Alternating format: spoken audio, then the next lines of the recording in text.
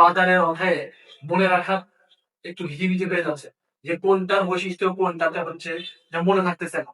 দেখো আমাদের short technique আছে, এটা যদি মনে রাখো তাহলে অবশ্যই আর কোনোভাবে ভুল হবে না।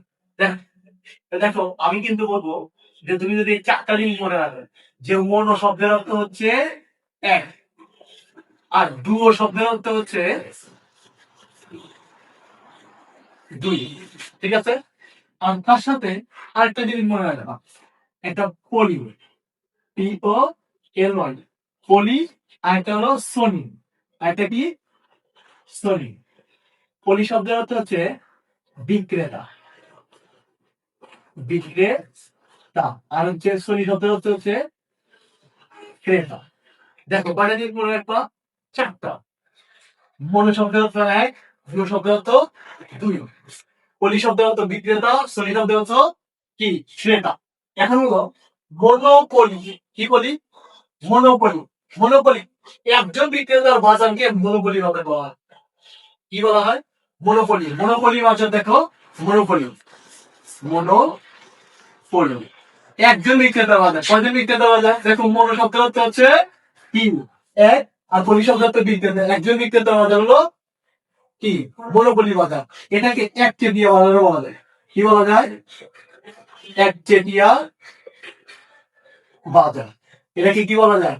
একচেটিয়া বাজারও বলা যায়, তাই না? তারপর দেখো ডুও পলি। মনোপলি গেল, ডুও পলি। ডুও শব্দ হলো দুই, পলি শব্দ হলো বিক্রেতা। ডুও পলি শব্দ দেখো দুইজন বিক্রেতার বাজারকে ডুও পলি বাজার বলা হয়। ঠিক আছে না? একজন বিক্রেতার বাজার হচ্ছে কি মনোপলি, একচেটিয়া বাজার। আর ডুও পলি হচ্ছে দুইজন বিক্রেতার বাজার হলো ডুও পলি। এবার আসো মনো পোষণী। মনোর সাথে কি পোষণী, মনো, মনো পোষণী, মনোপোষণী। দেখো মনো শব্দের অর্থ কি? মনো শব্দের অর্থ এক, তারপরে কি একজন। শনি শব্দের অর্থ হলো ক্রেতা।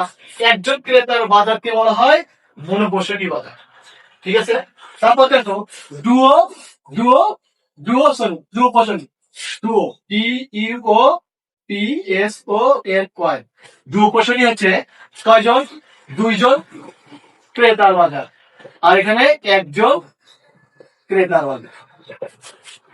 আমি দুইটা জিনিস মনে রাখলে তোমার চারটা জিনিস মনে রাখা কোনোদিনও ভুল হবে না, কোনোদিনও, কখনোই না, অবশ্যই হবে না।